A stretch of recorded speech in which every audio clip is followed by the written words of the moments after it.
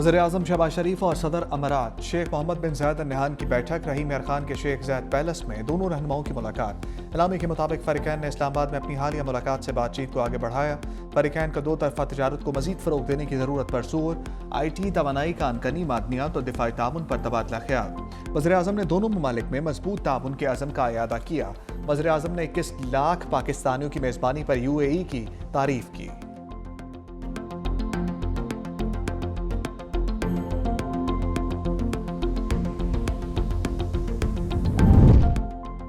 नायब वज़ीर-ए-आज़म इसहाक़ डार का सऊदी वज़ीर ख़ारजा शहज़ादा फैसल बिन फरहान से टेलीफोनिक रब्ता।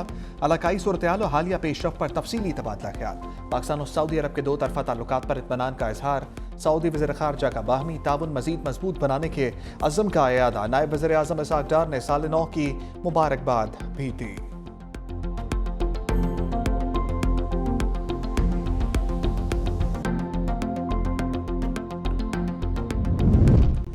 अमरीकी अखबार न्यूयॉर्क टाइम्स ने भारत का भयानक चेहरा बेनकाब कर दिया।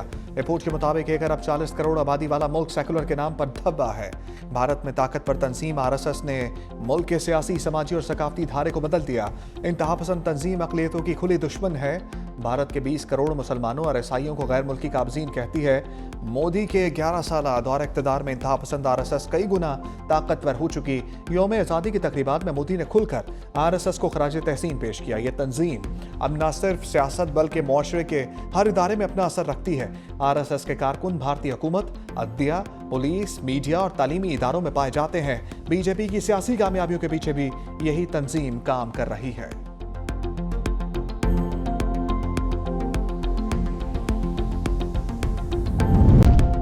मोदी सरकार का अक़लियतों पर तशद्दुद, भारत के अंदर से आवाज़ें उठ गईं। हिंदुस्तान टाइम्स का भारत में अक़लियतों पर जुल्म और सितम का एतराफ़। नाम नेहाद सेकुलर भारत में रियासती पॉलिसी के तहत मुजालिम का पर्दा चाक कर दिया। हिंदुस्तान टाइम्स के मुताबिक उत्तर प्रदेश के शहर बरेली में कैफे में मुनक्किदा तकरीब पर हिंदुत्वा पसंद तंजीम बजरंग दल के शरपसंदों ने हमला किया। कैफे में नौजवान पर बदतरीन तशद्दुद किया गया। भारतीय पुलिस ने तहफ़्फ़ुज़ फराहम करने के बरक्स दोनों मुस्लिम नौजवानों पर ही मुकदमा दर्ज करके जुर्माना आयद कर दिया। हिंदुत्वा नजरिए के तहत कश्मीरी मुसलमानों पर भी भारत में जमीन तंग। फ्री प्रेस कश्मीर के मुताबिक कश्मीरियों को हिमाचल प्रदेश में कारोबार छोड़ने की धमकियां दी जा रही हैं। मकबूजा जम्मू कश्मीर से ताल्लुक रखने वाला जहांगीर अहमद इंतहा पसंद हिंदुओं के हमले में शदीद जख्मी हुआ। हिमाचल प्रदेश में कश्मीरी मुसलमानों पर जुल्म और तशद्दुद का रवा साल 16वां वाक़या है।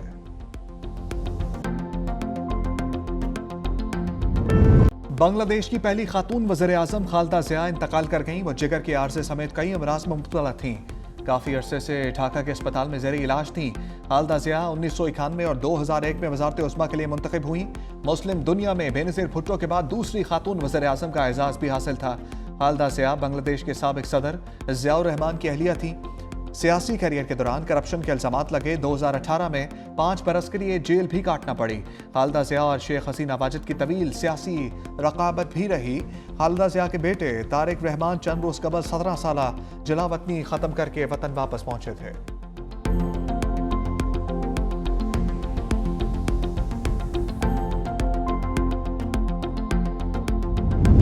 सदर आसिफ अली ज़रदारी का खालिदा ज़िया के इंतकाल पर इज़हार अफसोस। कहा, हुकूमत और अवाम दुख की घड़ी में बांग्लादेशी अवाम के साथ हैं। बांग्लादेश की खिदमत, तरक्की और खुशहाली के लिए खालिदा ज़िया की खिदमत याद रखी जाएंगी। वज़ीर-ए-आज़म शहबाज शरीफ ने कहा कि खालिदा ज़िया बांग्लादेश की खिदमत और तरक्की की अलामत थी। मरहूमा के अहले खाना बांग्लादेशी अवाम से ताज़ियत। नायब वज़ीर-ए-आज़म इसहाक़ डार का भी अफसोस का इजहार। स्पीकर कौमी असम्बली अयाज सादिक आज ढाका में खालिदा ज़िया की नमाज जनाजा में शिरकत करेंगे।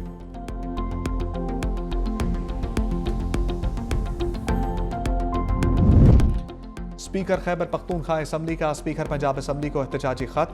KP वफ्द के साथ पंजाब असम्बली में बदसलूकी पर तहफ़्फ़ुज़ात का इजहार। लिखा, वज़ीर आला खैबर पख्तूनख्वा काबीना अरकान को असम्बली के दाखिली रास्तों पर बार बार रोका गया। पंजाब असम्बली में वफ्द के साथ धक्कम पेल की गई। मुंतखब नुमाइंदों को ज़मीन पर गिराया, जिस्मानी तौर पर रोका, हरासा किया गया। वज़ीर आला सोहेल आफरीदी को पैदल दाखिले से रोक कर गाड़ी में वापस भेज दिया गया। पंजाब असम्बली में पेश आने वाला वाक़या पार्लिमानी अदाब और वफाकी रवायात के मुनाफी था।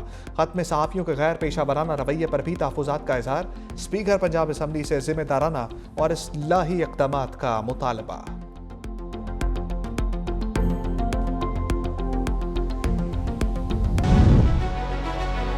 तमाशा सीएम केपीके के आने पर पंजाब असेंबली के अंदर लगा। हर तरह की तैयारी जो है पंजाब असेंबली के अंदर मेहमानों को इज्जत से लाने के लिए जो है वो मौजूद। गैर मुतल्लका लोग घुसे जो पंजाब असेंबली की बीट करते हैं, जो प्रेस गैलरी के मेंबरान हैं, उनको सीएम केपीके के स्टाफ ने मारा पीटा, बदतमीजी की। कईयों को तो अल्लाह ने बचाया जनाब, उनको नोचा गया है जनाब। गैर मुतल्लका लोग घुसे जो पंजाब असेंबली की बीट करते हैं, जो प्रेस गैलरी के मेंबरान हैं, उनको सीएम केपीके के स्टाफ ने मारा पीटा, बदतमीजी की। कईयों को तो अल्लाह ने बचाया जनाब, उनको नोचा गया है जनाब। स्पीकर उनकी छेड़ बन गई है कि लाहौर कैसा लगा। अफसोस का मुकाम यह है कि शर्मिंदा होने के या माफी और माजरत करने की बजाय जनाब स्पीकर एक तूफान बदतमीजी बरपा रहा। अपोजिशन लीडर साहब ने कहा कि मेरे पेड मुलाजिम जो है वो सहाफी की शक्ल में गए थे। जनाब स्पीकर डेफेमेशन नोटिस में तैयार करा रही हूँ, कोर्ट में आकर ये साबित करेंगे कि मेरे पेड मुलाजिम जो है वो सहाफियों की शक्ल में यहाँ मौजूद थे।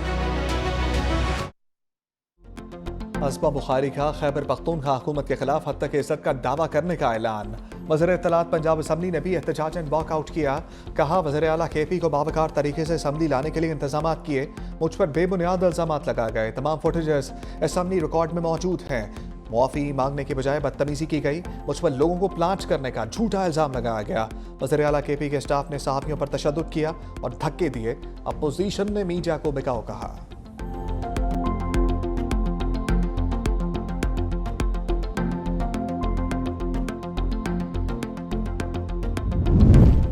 इलेक्शन ट्रिब्यूनल ने नवाज शरीफ के फॉर्म 47 दुरुस्त करार दे दिए। NA 130 से साबिक वज़ीर आज़म की कामयाबी का नोटिफिकेशन बरकरार।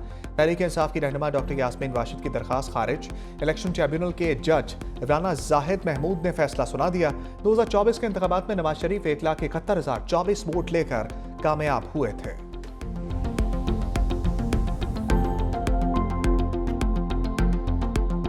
तो आज मुलाकात की जो बीक हम मांग रहे हैं, दूसरों के साथ साथ इसमें अपनों का भी हाथ है। इसी तरह सर्द मुखरीर रहती है तो फिर ये पूरा मुल्क इसी तरह क्राइसिस में रहेगा, इससे आगे कोई नहीं बढ़ेगा। हम कोई भीख नहीं मांग रहे। कौन सा आईनी हक है जो उनको ये हक देता है कि वो एक शख्स का ज़हन छीन ले, जुबान छीन ले। हम खड़े रहेंगे, हमने उसूल पे खड़े रहना है, हमने उसूल से नहीं भागना। खान साहब से हमारी मुलाकातें बहाल की जाएं। बानी से मुलाकात की भीख मांग रहे हैं या नहीं? PTI में बड़ा अख्तलाफ। बैरिस्टर गौहर और सलमान अकरम राजा के मुतज़ाद बयानात। बैरिस्टर गौहर कहते हैं हालात बदलने के लिए मुलाकात की भीख मांगता हूँ। 2025 गुजर गया, अब हालात बदलने चाहिए। तहरीक अपनी जगह लेकिन मुज़ाकराती होने चाहिए। साहब इक़्तिदार से दरख्वास्त करता हूँ कि दिल बड़ा करें। अफसोस के साथ मुलाकात की इजाज़त नहीं दी जाती। सेक्रेटरी जनरल सलमान अकरम राजा का बैरिस्टर गौहर के बयान से इख्तलाफ। कहा उनकी गुफ्तगू नहीं सुनी, हम कोई भीख नहीं मांगेंगे। मुलाकात का हक छीनने और बुनियादी इंसानी हकूक सल्ब करके मुज़ाकरात में हमें कोई खुलूस नज़र नहीं आ रहा। हम उसूल पर खड़े हैं, हुकूमत कोई असूली बात नहीं कर रही। हुकूमत मुज़ाकरात में मुखलिस है तो हमारी मुलाकात कराएं। बानी तहरीक इंसाफ से किसी को मुलाकात की इजाज़त ना मिल सकी। बानी PTI की बहनों ने फैक्ट्री नाके पर धरना दे दिया। पुलिस का एक्शन, धरना शुरा मुंतशर हो गए। बानी तहरीक इंसाफ की बहनों का डियाला रोड से हटने से इनकार।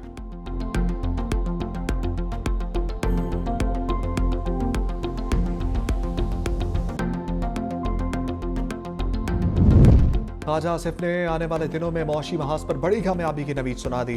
365 न्यूज़ के प्रोग्राम हेड ऑन में गुफ्तगू। कहा कामयाबी से बैनुल अक़वामी इदारों पर हमारा इन्हिसार कम हो जाएगा।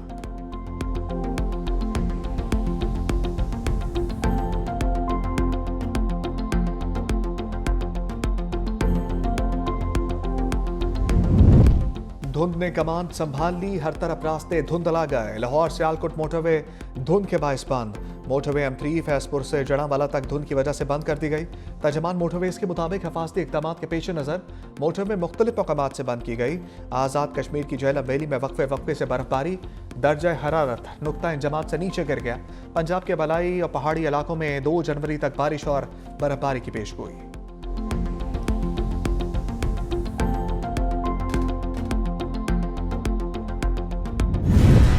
PIA का निजकारी होते ही लंबी उड़ान का प्लान। कौमी एयरलाइन का लंदन की परवाजें शुरू करने का फैसला। तर्जमान के मुताबिक 29 मार्च से इस्लामाबाद से लंदन हफ्तावार 4 परवाजें ऑपरेट होंगी। परवाजें हीथ्रो एयरपोर्ट के टर्मिनल 4 से ऑपरेट की जाएंगी। परवाजें 6 साल के तवील वक्फे के बाद शुरू होंगी। लंदन PIA का सबसे पहला बैनुल अक़वामी और इंतहाई पुरकशिश रूट है।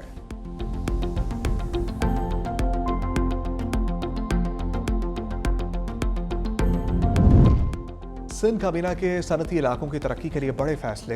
वज़ीर आला मुराद अली शाह की ज़ेर सदारत इजलास में 2 अरब 90 करोड़ रुपए की मंजूरी। मुराद अली शाह कहते हैं सनती इलाकों की सड़कों और नकासी आब की मुरम्मत की जाएगी। शिकायत का इजाला ना हुआ तो अफसरान के खिलाफ कार्रवाई होगी। काबीना की IPC इख्तियारात मजबूत। कराची और टंडू मोहम्मद खान में दानिश स्कूल के लिए जमीन अलॉट करने की मंजूरी। सिंध लैंड रेवेन्यू में तरमीम से रिकॉर्ड की डिजिटलाइजेशन और ब्लॉकचेन महफूज निज़ाम नाफिज। काबीना ने सखर IBA में पायलट प्रोजेक्ट्स और सूबे में इस्लाहात तेज करने की हिदायत की।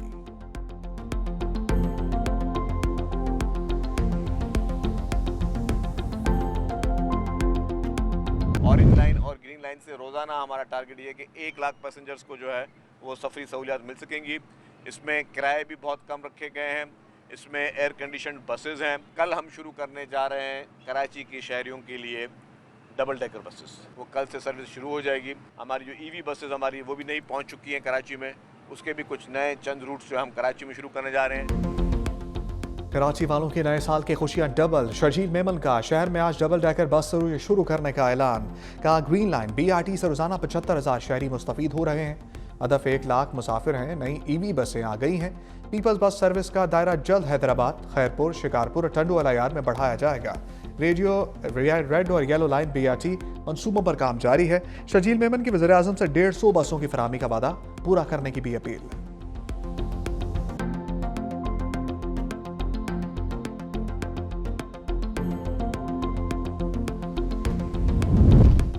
पंजाब में तारीख की सबसे बड़ी ट्रैक्टर स्कीम का ऐलान। 30,000 ट्रैक्टर काश्तकारों को फराहम किए जाएंगे। पहले फेज में 50 से 75 हॉर्स पावर के 10,000 ट्रैक्टर की तकसीम। दूसरे फेज में 75 से 85 हॉर्स पावर के 10,000 ट्रैक्टर की कुरानंदाजी होगी। 42 हॉर्स पावर ट्रैक्टर पर 10 लाख रुपए सब्सिडी दी जाएगी। हुकूमत पंजाब 10 अरब रुपए फराहम करेगी। तीसरा फेज जनवरी में होगा। वज़ीर आला पंजाब मरीम नवाज कहती हैं स्कीम का मकसद काश्तकारों की मुआशी खुद मुख्तारी पैदावार में इजाफा है।